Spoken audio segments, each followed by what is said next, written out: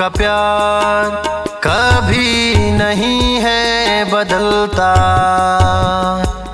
अनंत प्यार मेरे जीवन का सहारा।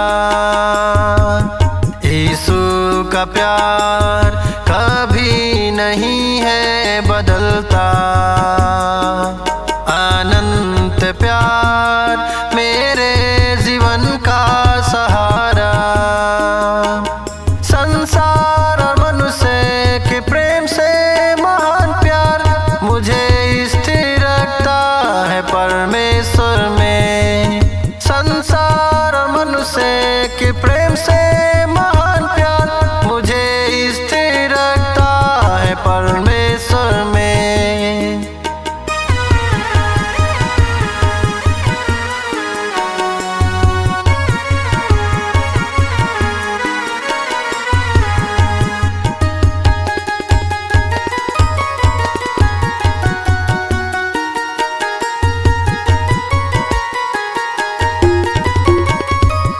दुनिया में प्रेम है घटता ही जाता।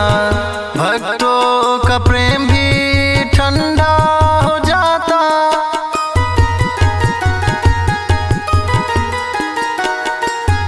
दुनिया में प्रेम है घटता ही जाता। भक्तों का प्रेम भी ठंडा हो जाता। मसीह का प्रेम ना छोड़ेगा।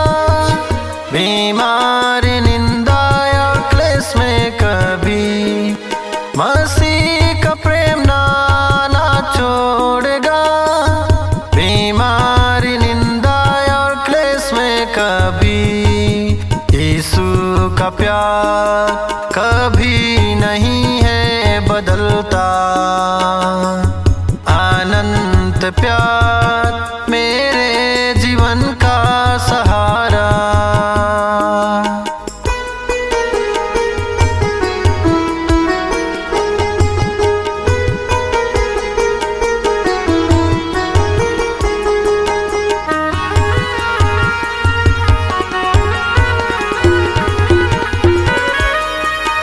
मसीह से जब भी दूर मैं हो जाता। प्रेम की डोरी से मुझे खींच लेता।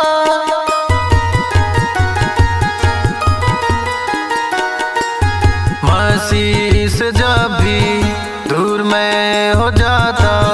प्रेम की डोरी से मुझे खींच लेता। यीशु का प्रेम मुझे विवश करता। उसी के प्रेम में बना रहूँगा। यीशु का प्रेम मुझे विवश करता। उसी के प्रेम में बना रहूँगा। यीशु का प्यार कभी नहीं है बदलता। अनंत प्यार मेरे जीवन का सहारा।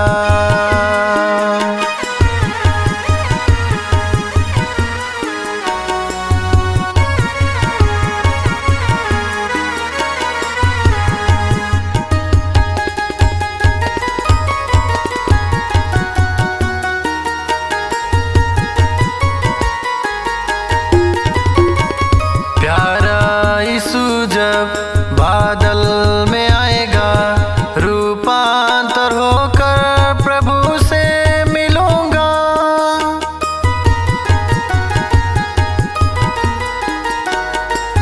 प्यारा यीशु जब बादल में आएगा रूपांतर होकर प्रभु से मिलूंगा।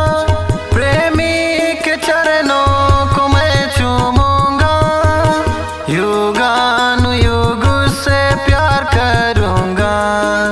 प्रेमी के चरणों को मैं चूमूंगा।